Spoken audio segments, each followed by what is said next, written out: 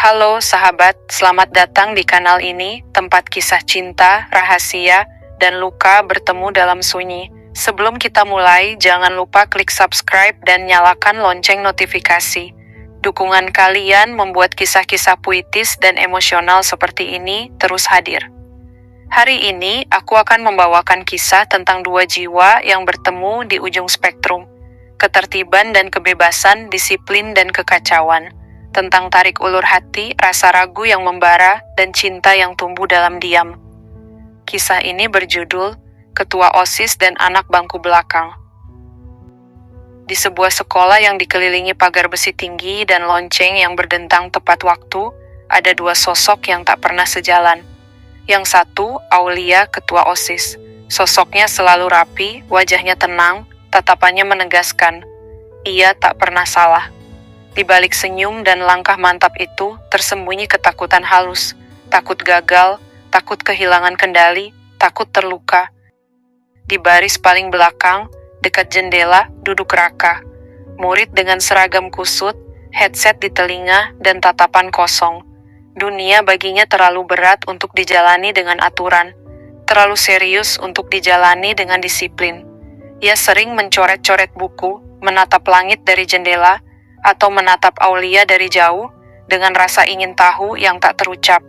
Mereka jarang berbicara, hanya saling menatap atau saling ejek lewat pandangan. Tapi semester itu, takdir memaksa mereka berada dalam satu kelompok tugas.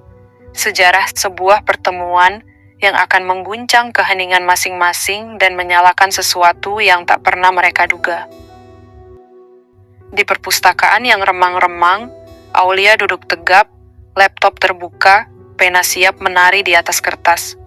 Setiap geraknya rapi, setiap tarikan napas teratur, seolah dunia mengikuti detiknya. Raka datang terlambat 15 menit, langkahnya santai, membawa sebungkus keripik dan buku yang masih terbungkus plastik. Ia meletakkan tas sembarangan, hampir menabrak kaki Aulia. Aku nggak ngerti kenapa kita satu kelompok, gumam Aulia suara datar, tapi ada nada putus asa halus yang nyaris tak terdengar. Guru yang pilih, bukan aku, jawab Raka santai, lalu duduk di seberangnya, kakinya bersilang di atas meja, aroma keripik memenuhi udara. Aulia menatapnya, menahan ingin menggerutu, tapi ada rasa penasaran yang membuatnya tetap duduk. Mereka mulai bekerja. Awalnya penuh tegangan, sering adu argumen tentang fakta sejarah. Tapi di sela itu, Raka menatap Aulia saat ia menulis, sesekali mencondongkan tubuh sedikit lebih dekat Aulia, yang biasanya tak terganggu, merasakan detak jantungnya berubah, tidak nyaman, tapi anehnya, menyenangkan. Kadang Raka menyentuh buku catatan Aulia, menyingkirkan kertas yang jatuh. Sentuhannya ringan, tetapi membuat Aulia sadar akan sesuatu.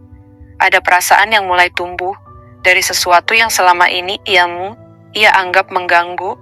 Mereka belajar dari diam, dari tatapan, dari detik yang terlalu panjang untuk diabaikan. Raka datang lebih awal minggu itu. Di taman belakang sekolah, ia menunggu Aulia dengan 2 gelas teh manis. Sinar matahari sore menembus dedaunan, menciptakan bayangan lembut di lantai batu. Buat kamu, katanya, menyerahkan 1 gelas. Aulia menatapnya. Kenapa? Karena kamu selalu bawa air putih, dan kamu kelihatan capek hari ini, jawabnya dengan senyum tipis. Ada ketulusan yang sulit ditutupi. Mereka duduk berdekatan. Angin sore menyibakkan rambut Aulia, dan Raka, tanpa sadar, merapikannya dengan jari-jari halusnya. Aulia menatapnya, jantungnya berdegup lebih cepat. Sentuhan itu ringan, tapi membekas di kulit dan hati. Raka, bisiknya suara serak. Tapi ia tak menjauh, membiarkan tangan Raka tetap di rambutnya sebentar lebih lama. Ada ketegangan halus di udara, tarik ulur emosi yang perlahan merambat, membakar rasa nyaman sekaligus takut akan kehilangan kontrol. Raka tersenyum tipis, mencondongkan tubuh sedikit lebih dekat, dan perlahan, tanpa kata-kata menyentuh punggung Aulia. Sebuah kontak singkat yang membuat Aulia menahan napas. Mereka saling menatap, dan untuk pertama kalinya, dunia seakan berhenti. Ada luka yang terbuka, ada rasa yang mulai diterima, dan ada kehangatan yang tidak ingin mereka akhiri. Pemilu OSIS tiba. Aulia kembali dicalonkan seperti biasa. Semua guru percaya padanya, semua siswa segan. Tapi kali ini lawannya adalah kejutan, Raka. "Kenapa kamu maju?" tanya Aulia malam itu, di bawah pohon tua. Angin malam membawa dingin yang menusuk, tapi hatinya terasa panas. Raka menatapnya lama. "Karena aku tahu kamu gak bisa mundur." Aulia tercekat. "Lalu apa maumu?" Raka perlahan menyentuh tangan Aulia, menautkan jari mereka. "Bukan jabatan, bukan panggung. Aku cuma ingin kamu tahu bahwa kamu gak harus sempurna untuk dicintai." Keheningan menggantung, detak jantung mereka terdengar. Aulia menunduk, membiarkan sentuhan itu ada. Lalu Raka mencondongkan wajahnya, mencium pipi Aulia. Singkat, ragu, tapi hangat. Ciuman itu menyalakan sesuatu yang tak bisa mereka ungkapkan dengan kata-kata. "Mungkin besok kita musuh," kata Aulia, suara parau. "Mungkin," balas Raka. "Tapi malam ini aku cuma ingin jadi tempatmu pulang." Mereka tetap diam, saling menatap, membiarkan perasaan mereka menembus batas-batas logika, tanpa tergesa, tanpa kata-kata. Pemilu selesai. Aulia menang, Raka kalah. Tapi bukan karena tidak pantas. Raka memang tak ingin menang. Mereka jarang berbicara. Setelah itu, tidak ada teh manis, tidak ada sentuhan ringan, tidak ada taman belakang. Tapi cinta mereka tetap ada, seperti bayangan di bangku belakang. Sunyi, tapi nyata.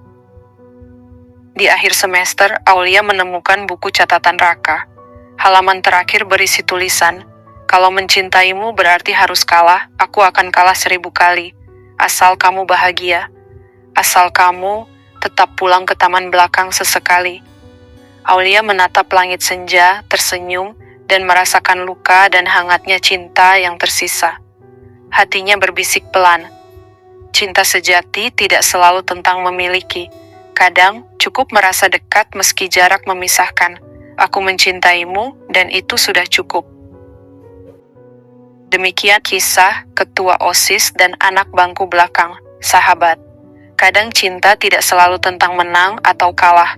Kadang ia hanya tentang keberanian untuk merasakan, walau dunia menuntut kita tegar. Kalau kalian menikmati cerita ini, jangan lupa klik subscribe, beri like, dan bagikan. Dukungan kalian membuat kami bisa terus menghadirkan kisah-kisah puitis, emosional, dan misterius. Sampai jumpa di cerita berikutnya.